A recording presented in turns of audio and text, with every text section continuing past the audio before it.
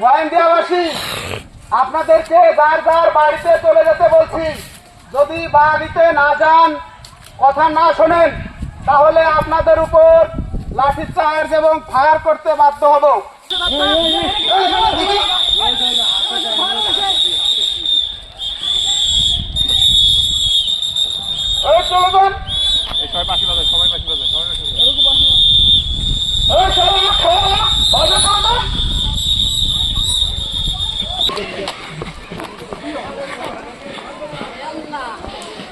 আগুন ধরে গেছে।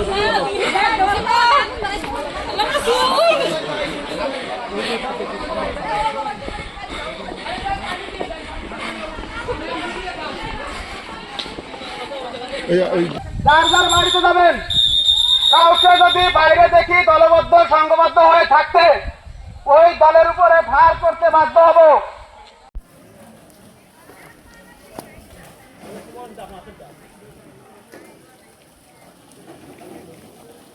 গোয়ালঘর না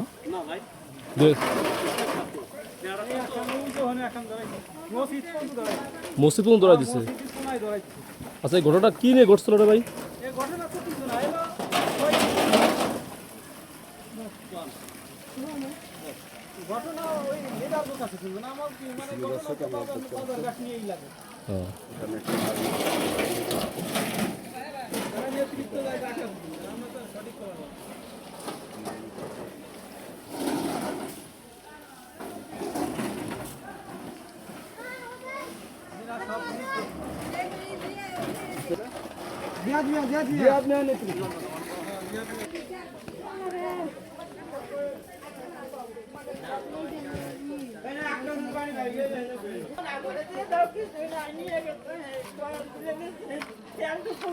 দূর দিয়ে লোক আইসে ওই বাড়ি আগে আগুন ধরাইছে, পরে আমাকে ঘরে বোম ফেলাইছে, আগুন ধরে গেছে।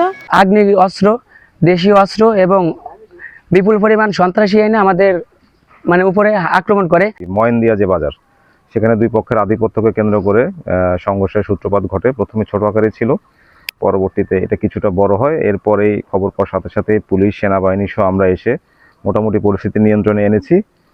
আমরা বেশ কিছু দেশীয় অস্ত্র উদ্ধার করেছি এবং কয়েকজন অ্যারেস্টও আছে।